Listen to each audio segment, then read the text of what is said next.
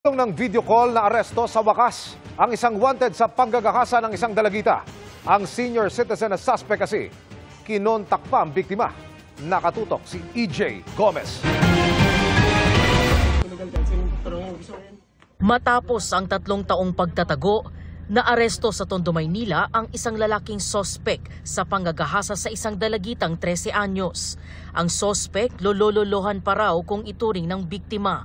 Ayon sa Manila Police District, sa Valenzuela at Maynila nagtago ang sospek. Nagkaroon sila ng parang preliminary investigation sa court nung nararamdaman daw niya na matatalo siya. Nagtago na lang daw siya kasi nga daw po is alam niya po na yung rape wala pong bail. Tumangging magpa-interview ang sospek pero ayon sa pulisya, hindi naman itinanggi ng sospek ang paratang. Kukuha na lang daw siya ng abogado. Hihingi na lang daw siya ng tawad doon sa pamilya at doon sa bata na ginawa niya ng kasalanan. Pagdusahan niya yung ginawa niya sa mga anak ko.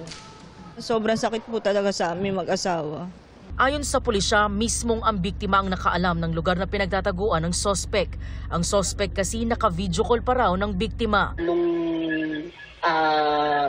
magka-video call sila na record ng bata, yung area na pinagtataguan daw po nitong suspect ay mismong doon sa ancestral house nila na napuntahan na rin po nung bata. Sa eksklusibong panayam ng GMA Integrated News sa biktima na ngayon 15 anyos na, sinabi niyang gumagamit ng ipinagbabawal na gamot ang sospek. Tumangging magbigay ng pahayag sa media ang sospek.